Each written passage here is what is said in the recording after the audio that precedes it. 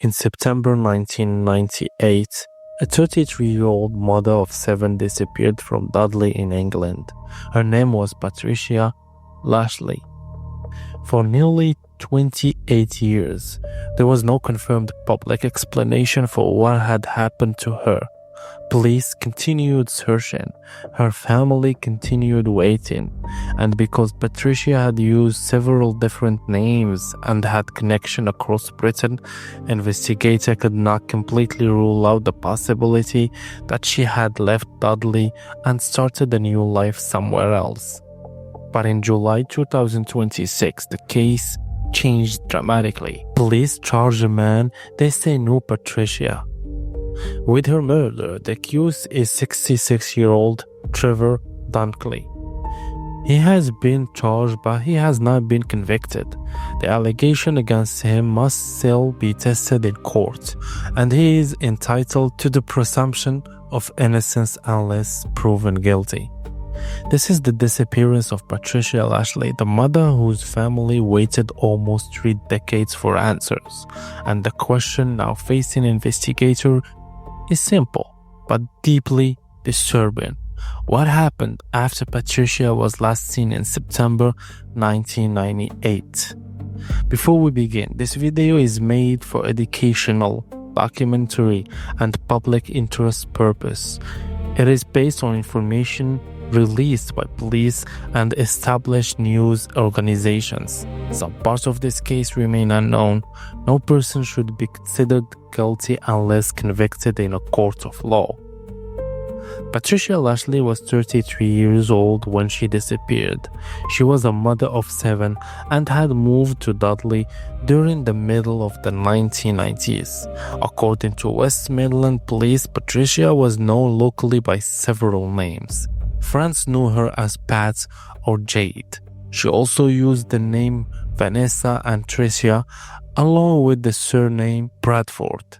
These names would later become an important part of the search because a person looking for Patricia Lashley might not have known that she was also living or socializing under another name. Patricia was described as fairly well known around Dudley Town Centre and Albury. Police said she visited the No Limits Club and other pubs in the area. She also had connection beyond the West Midlands. Investigators identified links to London, Newcastle, Wales, and Scotland. That wide network created many possible directions for the investigation. Had Patricia traveled to one of those places? Had she contacted someone outside Dudley? Had she chosen to live her old life? Or had something happened to her before she was able to go anywhere? For years, none of those questions had a confirmed public answer. Patricia was last seen near her home in Hull Street, Dudley, in September 1998. Missing person record the date of her disappearance as the 24th of September. Public reports do not provide a detailed hour-by-hour account of Patricia's final known day. There is no publicly confirmed description of what she was wearing. There is no complete public account of who spoke to her last, and police have not released detailed reconstruction explaining exactly where Patricia was going or what she intended to do. What is confirmed is that Patricia disappeared from the Hull Street area and was never found. For a mother of 7 to vanish without a confirmed trace would have created an enormous absence. Her children were left without clear answers. Her wide family did not know whether she was alive, whether she needed help, or whether she had been harmed. As the years passed, the uncertainty became part of the case. A confirmed death can allow a family to begin grieving. A disappearance gives them no clear ending. Every phone call can create hope.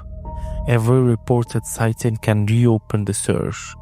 Every birthday and anniversary become another reminder that the central question remains unanswered. Where is Patricia? One of the most unusual parts of the case was the number of names associated with her. Patricia Lashley, Pat, Jade, Vanessa, Tricia, and Patricia Bradford. There is no evidence that using these names was connected to criminal activity. People use alternative names for many personal and social reasons. But from an investigative point of view, every additional name expanded the search. Old friends may have remembered Jade but not Patricia. A landlord, employer, or acquaintance may have known Vanessa. Someone in another city may have recognized the surname Bradford instead of Lashley. That means police appeals needed to reach people who may never have realized that the missing woman in the photograph was someone they had known. Patricia's connection to Newcastle, London, Wales, and Scotland also kept open the possibility that she had moved away.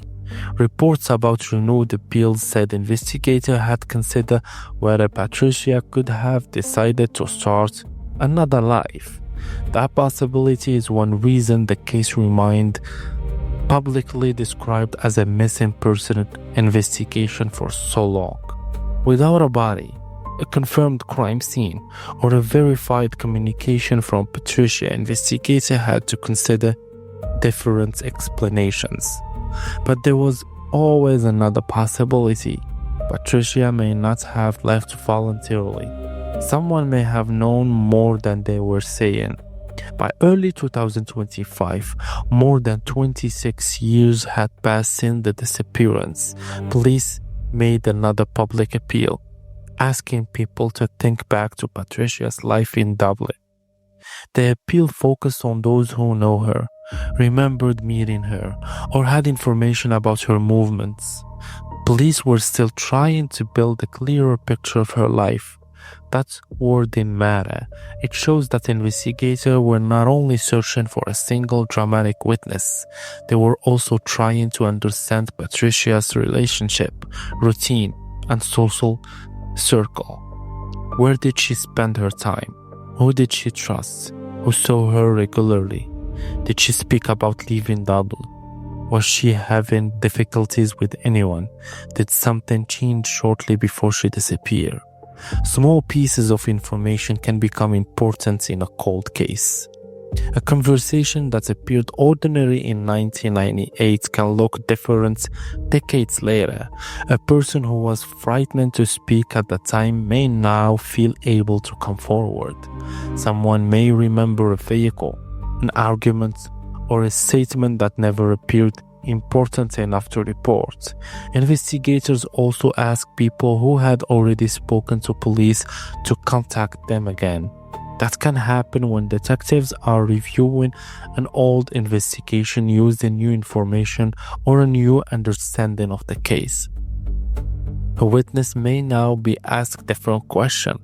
An old statement may be compared with evidence that was not available during the original inquiry, but police have not publicly explained which development led directly to the murder charge announced in July 2026. On the 9th of July, West Midland Police announced that Trevor Dunkley, aged 66, had been charged in connection with Patricia's death. Police said Patricia and Dunkley knew one another. That is the full extent of the public confirmed description of their connection. Authorities have not publicly explained how they met. They have not described the nature of or length of their relationship.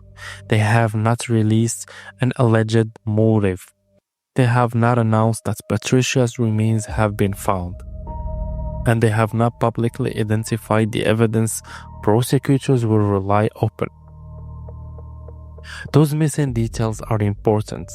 A criminal charge means prosecutors believe the legal test for bringing the case has been met. But a charge is not proof of guilt. The prosecution must present its evidence through the court process, and the defense must be allowed to challenge it.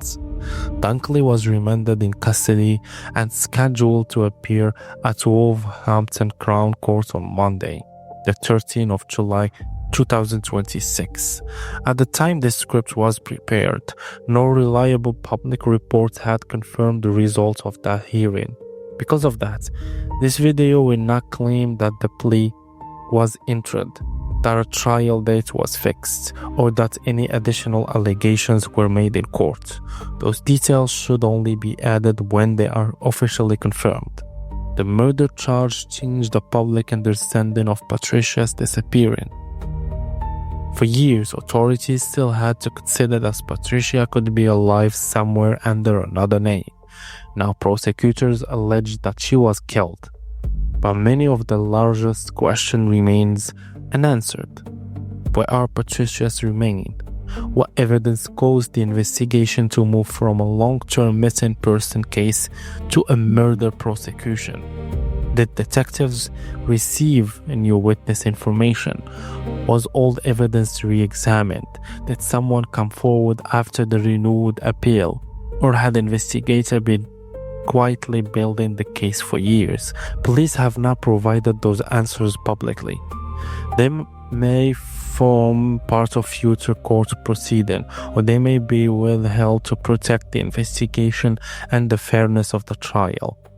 The passage of almost 28 years also creates serious challenges. Memories fade, locations change, business close, physical records can be lost. People who knew Patricia may have moved away or died. But time can also change a case in other ways. Relationships between witnesses can break down. Loyalties can disappear. People who once reminded silence can decide that Patricia's family deserves the truth. Detective Inspector Michael Cordell asked anyone who knew or remembered meeting Patricia or Trevor Dunkley to contact police. She said Patricia was fairly well known in Dudley town center and Albury. The appeal includes people who already spoke to investigators when Patricia first disappeared. Police said they are trying to collect as much information as possible and help Patricia's family find closure after nearly 30 years. Anyone with information has been asked to contact West Midland Police by calling 101 and quoting log number 39984 of the 7th of July. The public should not attempt to investigate or confront anyone connected with the case. Information should be given directly to police. Behind the legal language and the unanswered question is a woman whose life cannot be reduced to the moment she disappeared. Patricia was a mother. She had 7 children. She had friends who know her as Pat and Jade. She had traveled, formed connections, and built a life that reached beyond Dudley. For decades, public appeals described her as someone who could still return. Missing people continued carrying her photograph and telling her that support was available whenever she was ready to make contact. Those messages were written for the possibility that Patricia was alive. Now, after a murder charge, they carry a different emotional weight. The case has entered a new stage, but it is not finished. A charge does not answer every question. It does not reveal what happened inside Hall Street or elsewhere in Dudley. It does not tell Patricia's children where their mother has been for almost 28 years. And it does not replace the need for a fair trial based on reliable evidence. What happens next will be decided through the courts. Until then, Trevor Dunkley remains accused, not convicted. The prosecution will have to establish its case. The defense will have the opportunity to respond. And the court will determine what evidence can be presented to a jury.